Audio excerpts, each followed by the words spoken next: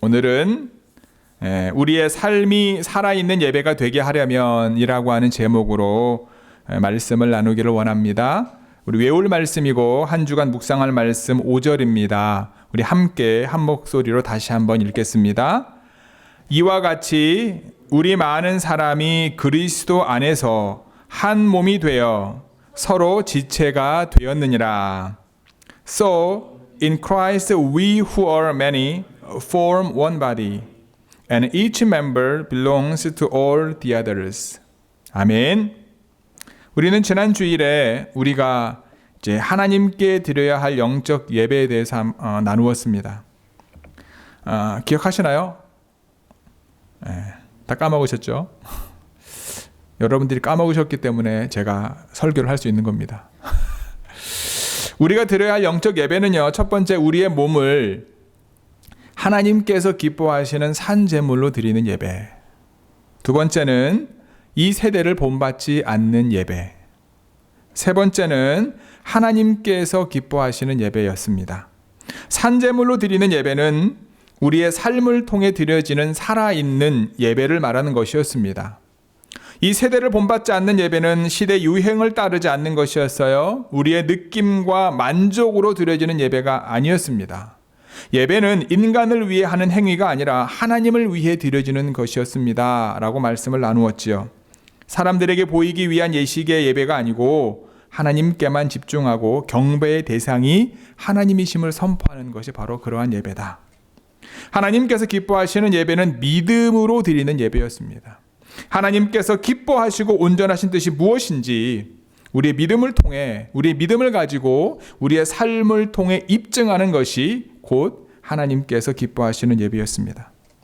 그래서 자신이 잠을 잘 때 사용했던 돌베개를 세워 제전을 삼아 하나님 앞에 예배를 드렸던 야곱의 예배, 이방 나라의 포로로 끌려갔음에도 불구하고 믿음으로 하루에 3번 시간을 정하여 하나님께 예배를 드렸던 다니엘의 예배, 하나님의 말씀이 필요한 곳이면 장소 불문하고 어디서든지 하나님의 말씀을 전파하며 예배를 드렸던 요한 웨슬리 목사님의 예배가 바로 그들의 삶의 자리에서 하나님께서 받으시는 합당한 예배를 드리는 삶을 살았다라고 말씀을 나누었습니다.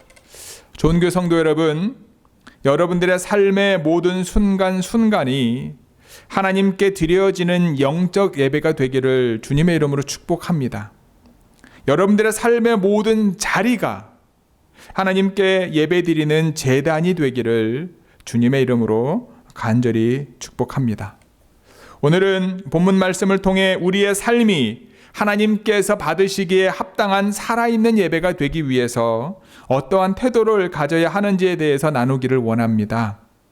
우리의 삶이 하나님께서 받으시기에 살아있는 예배가 되기 위해서 첫 번째는요, 믿음의 분량대로 지혜롭게 생각해야 합니다. 3절 우리 같이 읽어볼까요? 3절 시작.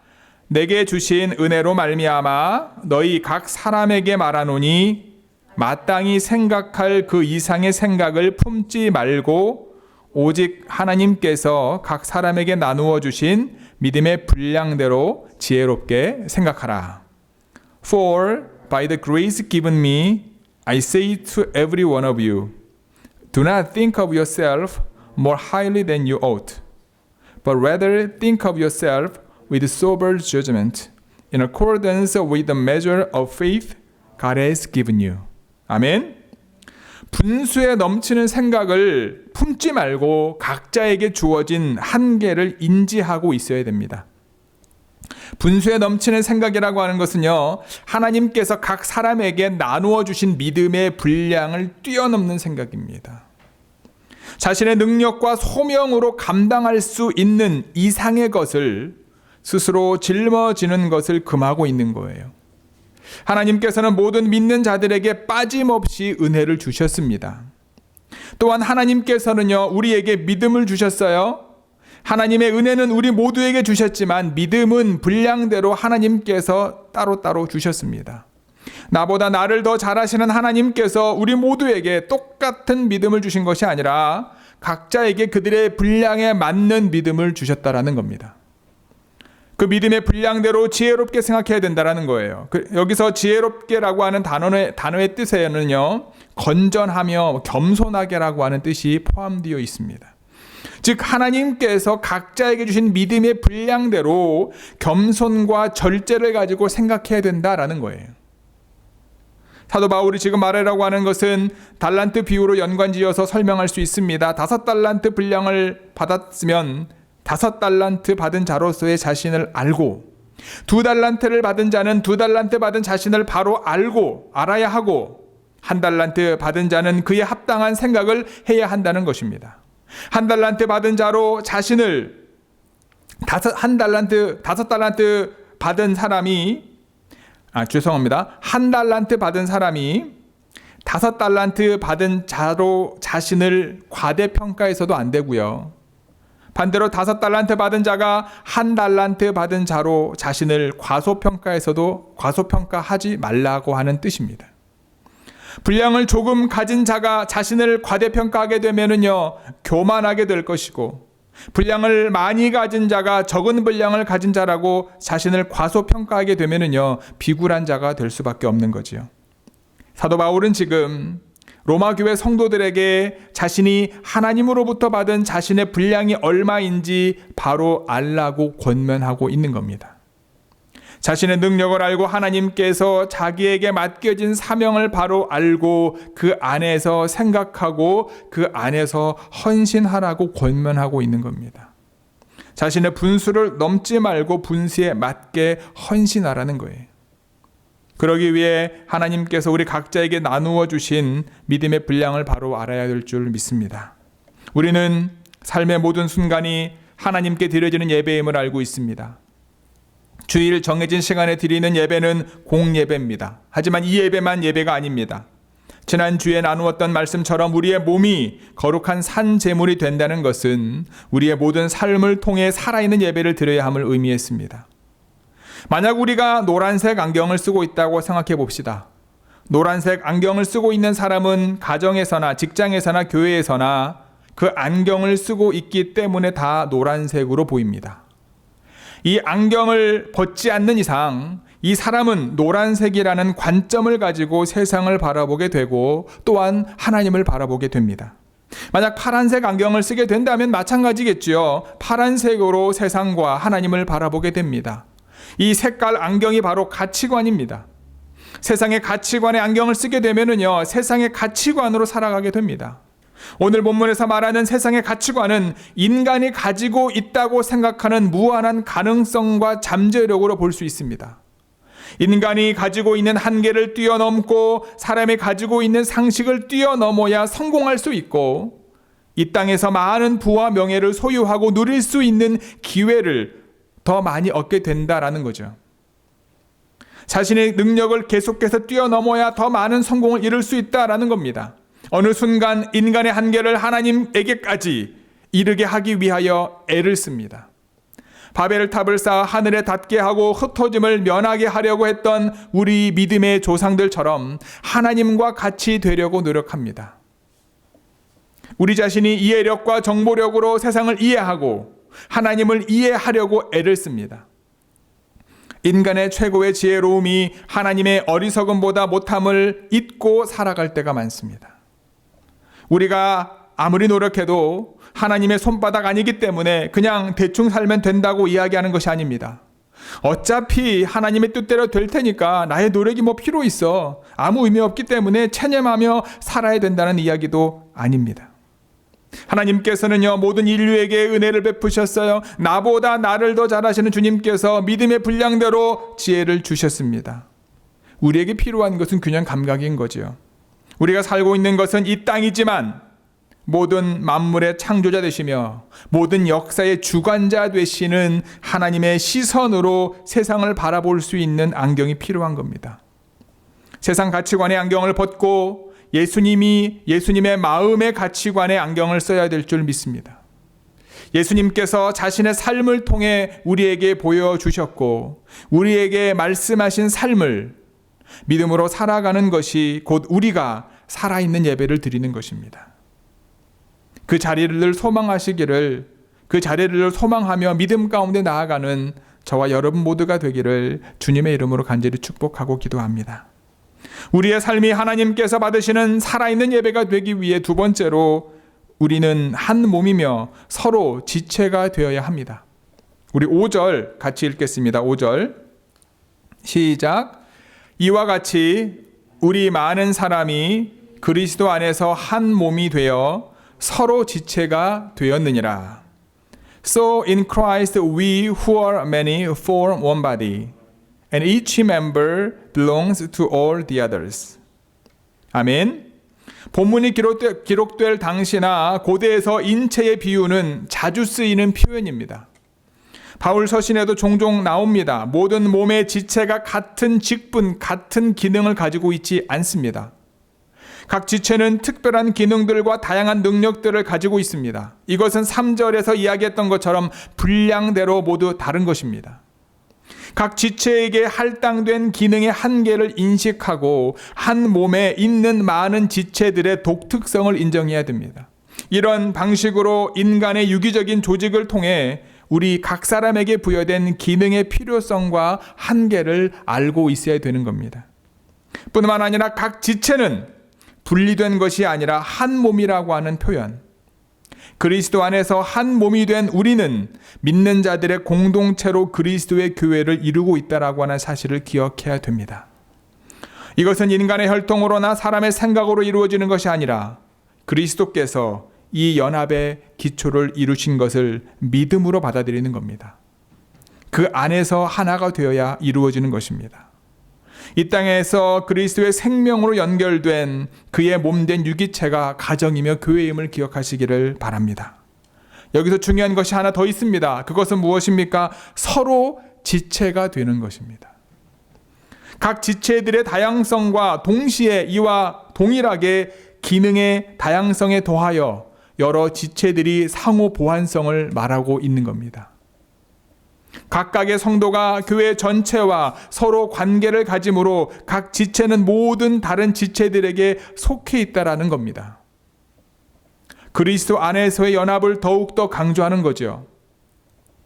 이 부분은 그리스도의 머리 되심이 없는 교회는 교회가 아니기 때문에 머리 되신 그리스도를 드러냄과 동시에 그리스도인의 연합을 의미하는 겁니다. 이는 성도들 사이에 존재할 수 있는 개인주의적인 정신을 없애기 위한 것이기도 하죠. 사도 바울은 몸의 지체의 비유를 고린도전서 12장을 들고 이야기합니다. 고린도전서 12장에서 비유한 몸의 지체를 간단히 요약하면 몸에는 수많은 지체가 있지만 그 어떤 지체도 다른 지체와 서로 비교하여 불평하지 않으며 다른 지체와 상호 협력하여 자기가 맡은 역할을 잘 해내며 혹시라도 몸의 한 지체가 아파하면 똑같이 아파하는 다양성과 협력과 조화를 강조하고 있습니다. 몸의 모든 지체가 자기가 받은 분량을 가지고 이웃 지체와 협력하여 건강한 몸을 이루는데 각자의 몫을 해내고 있음을 강조하는 겁니다. 교회도 믿음의 분량이 다른 성도들이 모여서 이루어진 공동체이기에 교만하지 말고 겸손하게 각자가 받은 은사를 가지고 일을 하되 이웃 성도들과 서로 상호 협력하여 건강한 공동체의 교회로 되도록 각자가 헌신해야 된다라고 사도 바울은 이야기하고 있는 겁니다. 좋은 교회 성도 여러분, 하나님께서는요 우리를 그리스도의 몸된 지체로 부르셨음을 믿으시기 바랍니다. 우리가 서로에게 서로의 지체가 될 수 있기를 소원합니다. 코로나 바이러스로 우리가 대면하여 서로를 볼 수 없지만 시간을 내어 서로를 위해 기도하고 전화 또는 격려를 통해 서로의 안부를 묻고 힘든 일이 있으면 서로에게 도움을 주고 도움을 받는 것이 서로에게 지체가 되는 것이라 생각합니다.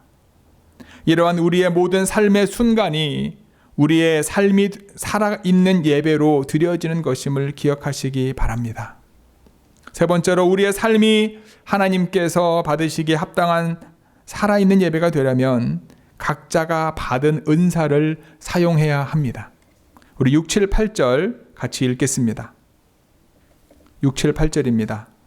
우리에게 주신 은혜대로 받은 은사가 각각 다르니 혹 예언이면 믿음의 분수대로, 혹 섬기는 일이면 섬기는 일로, 혹 가르치는 자면 가르치는 일로, 혹 위로하는 자면 위로하는 일로, 구제하는 자는 성실함으로, 다스리는 자는 부지런함으로, 긍휼을 베푸는 자는 즐거움으로 할 것이니라.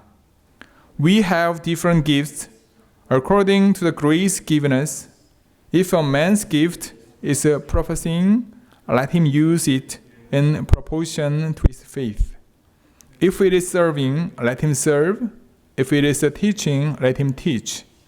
If it is encouraging, let him encourage. If it is contributing to the let him give generously. If it is leadership, let him govern diligently. If it is showing mercy, let him do it cheerfully. 아멘. 어느 누구도 은사에 대해서 자만할 수 없는 이유가 바로 여기 있습니다.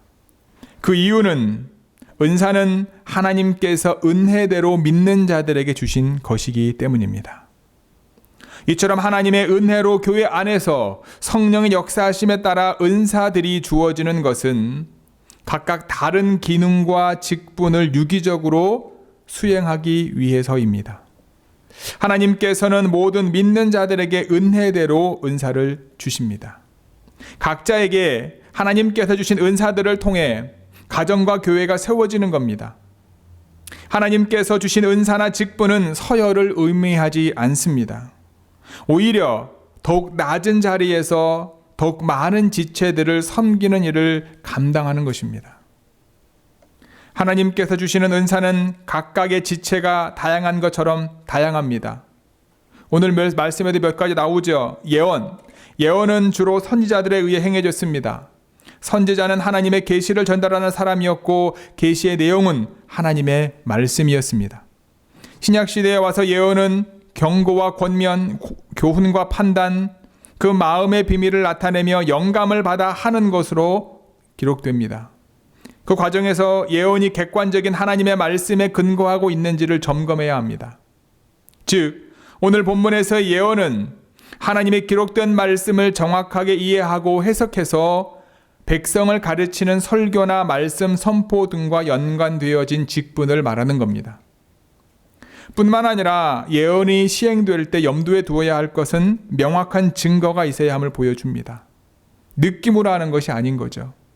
이것이 믿음의 분수대로 행해지는 예언인 것입니다.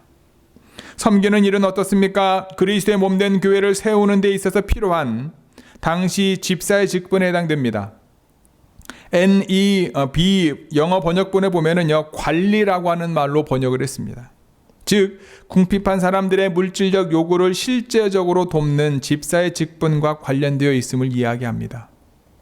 가르치는 자는 무엇을 말합니까? 예언하는 것과 구별되어 섬기는 것과도 다릅니다. 예언은 계시와 관련되어 있는 반면에 가르침은 지식과 관련되어 있습니다. 지혜와 지식의 말씀으로 하나님의 계획을 조화롭게 나타내는 것입니다. 즉, 진리의 말씀으로 교회를 형성하고 훈계를 통해 성도들의 삶에 도움을 주려는 목적으로 행해지는 가르침을 말합니다. 하나님의 말씀을 가르침에 있어서는 사사로이 해석하거나 풀이하거나 억지로 해석하지 말고 성령의 도우심을 받아 바르게 가르쳐야 된다는 거죠. 위로하는 자는 어떻습니까? 형제를 위로하고 권면한다는 거예요. 가르치는 자는 복음의 진리를 선포하는 반면 위로하는 자는 진리를 들은 사람들이, 성도들이 자신의 삶 속에서 이 복음에 순종할 수 있도록 마음과 의지를 인커리지하는 거죠. 격려하는 거죠. 구제하는 자는 어떻습니까? 교회의 재물을 공적으로 재분배하는 거예요. 또한 자신의 개인의 재산을 나누어 주는 것을 말합니다. 여기서 중요한 것은 바로 성실함이다. 이 일을 감당할 수 있어야 됩니다. 이 성실함의 원어적인 의미는요, 단순함, 순전함, 섞이지 않음. 즉, 감추어진 목적이나 뜻이 없는 순수한 마음과 관대한 마음으로 후히 나누어 주는 것을 말해주고 있는 거예요. 내가 구제했기 때문에 뭔가를 얻는 것이 아니고 어떤 목적을 가지고 구제하는 것이 아니죠. 다스리는 자는 어떻습니까? 교회에서 교인들을 지도하고 통솔하는 은사를 받은 사람을 표현합니다. 이들은 가지고 있어야 할 태도는 바로 부지런함입니다. 부지런함은요, 간절함과 급히 빨리라고 하는 의미를 가지고 있습니다. 다스리는 자의 은사를 받은 사람은요, 부지런함이라고 하는 단서를 첨가하여서 다스리는 직무를 봉사의 수단으로 활용하지 않고 오히려 자기를 내세우는 방편으로 사용하는 것에 대해서 경계하면서 근면하게 그 직분을 감당할 것을 강조하고 있습니다. 긍휼을 베푸는 자는 어떻습니까? 긍휼은 인간이 베푼 자리를 인간에게 행하는 그 긍휼함을 얘기하는 거예요. 즉 병든 사람이나 환난 가운데 있는 사람이나 무력한 사람이나 노약자들을 돌보는 것을 말합니다. 굳은 일이란 마지못해 하는 경우가 있지만 바울은 소극적인 자세를 가지지 않고 오히려 적극적으로 자발적으로 자신에게 주어진 은사를 할 수 있도록 권면하고 있는 겁니다. 은사는요, 엄청난 역사를 일으키는 기적을 일으키는 것만을 이야기하지 않습니다. 하나님께서는 모든 믿는 자들에게 믿음의 분량대로 은사를 주셨습니다. 한 사람도 빠짐없이 은사를 주셨습니다. 하나님께서 은사를 주신 이유는 우리의 삶의 자리인 가정과 교회, 직장과 학교를 통해 서로의 지체가 되어 머리 되신 그리스도의 몸을 이루어 하나님께 영광을 돌리기 위해서입니다. 좋은 교회 성도 여러분, 지금 여러분께서 각자의 삶의 자리에서 예배를 드리고 계시다면 그 모양이나 태도가 조금 부족하더라도 하나님께서 귀히 여기실 줄 믿습니다. 단, 더 풍성하게, 더 부지런함으로, 더 성실하게, 더 감사함으로 서로의 지체가 되었으면 좋겠습니다. 지난주 감리사님과 전화통화를 하다가 이런 이야기를 들었어요. 감리사님 댁에 딸 둘이 있습니다. 지난주부터 온라인으로 학교를 시작했다고 합니다. 그런데 학교에서 내려진 강력한 지침 중에 하나가 바로 학교에 가는 것과 똑같이 하라는 거예요. 아침에 일어나는 시간과 그 다음에 입는 옷도 학교에 갈 때와 똑같이 일어나서 아침 먹고 옷 입고 가방 메고 그리고 학교로 가는 게 아니라 모니터 앞에 앉히라는 거예요. 수업만 온라인으로 진행하되 학교에 가는 것처럼 할 수 있게끔 애들이 어리다 보니까 그렇게 부모님들에게 강력한 지침이 내려왔습니다. 감리사님께서는 그 이야기를 들으시고요, 저한테 그런 말씀을 하시더라고요. 온라인 예배를 드리는 초반에는 온라인 예배 가이드라인을 성도들에게 이야기했고 정말 주일날 예배 오는 것처럼 예배 드리게 권면을 했었는데 기간이 길어지다 보니까 저희도 3월 셋째 주부터 했으니까 벌써 5개월하고도 반이 지나가는 거잖아요. 한두 주 있으면 6개월째입니다. 여러분 벌써 그렇게 지나간 거예요. 기간이 길어지다 보니까 모두 힘든 시기이기도 하고 더 이상 그것에 대해서 강조하지 못했다고 저한테 얘기하시더라고요. 아이들에게 내려진 온라인 수업 가이드를 통해 가지고 다시 한번 성도들에게 온라인 예배의 준비와 마음가짐에 대해서 이야기해야겠다라고 저에게 말씀해 주셨습니다. 우리 자신을 돌아보고 서로 다시 한번 돌아보았으면 좋겠습니다. 현장 예배를 드릴 때 가지고 있었던 마음가짐과 태도를 다시 한번 상기하며 하나님께서 받으시기에 합당한 삶의 예배에 임할 수 있기를 간절히 소원해 봅니다. 하나님께서 각자에게 주신 믿음의 분량대로 지혜롭게 생각하고 우리가 한 몸임을 기억하여 서로의 지체가 되어주며 각자에게 주신 은사를 가지고 우리의 삶의 자리에서 살아가는 것이 삶을 통해 하나님께 예배를 드리는 것임을 기억하고 믿음으로 그 자리에 나아가시는 저와 여러분 모두가 되기를 주님의 이름으로 간절히 축복하고 기도합니다. 아멘. 함께 기도하시겠습니다. 우리 오늘 말씀을 기억하시면서 여러분 각자가 결단의 기도 드리기를 원합니다.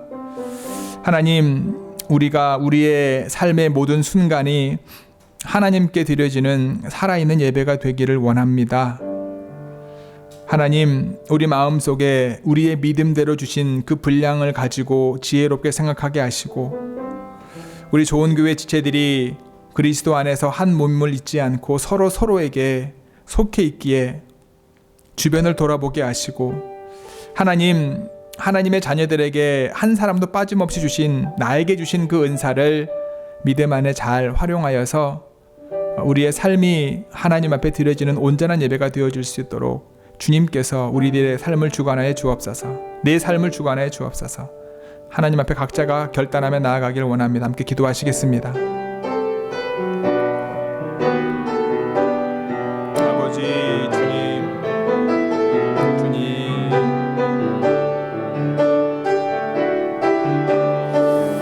주여 아버지 하나님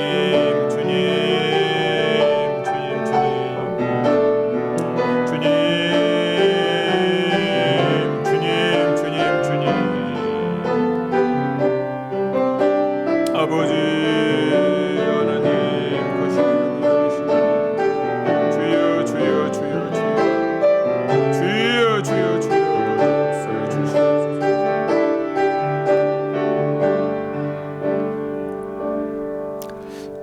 하늘의 아버지 하나님이 우리를 사랑하셔서 하나님은 놀라운 은혜를 주셨고 주의 자녀 삼아 주셨을 뿐만 아니라 우리의 믿음의 분량대로 한 사람도 빠짐없이 은사를 주셨음에 감사를 드립니다. 우리 각자에게 주신 주님의 은사를 가지고 우리의 삶을 통하여 믿음의 분량대로 지혜롭게 생각하고 머리 대신 그리스도 안에서 우리 모두가 한 몸이며 서로에게 지체가 되어줌을 잊지 않도록 저희들을 붙잡아 주옵소서. 그리하여 하나님, 상황과 환경으로 인하여 하나님을 예배하는 예배의 자리로 나아가매 우리의 마음이 흐트러지지 않도록 도와주시고 마음의 중심을 보시는 주님 앞에 우리의 삶을 온전히 드리고 살아있는 예배로 드리는 저희 모두 되어질 수 있도록 하나님께서 함께하여 주옵소서. 이 모든 말씀 우리 주 예수 그리스도의 이름으로 기도드렸사옵나이다. 아멘.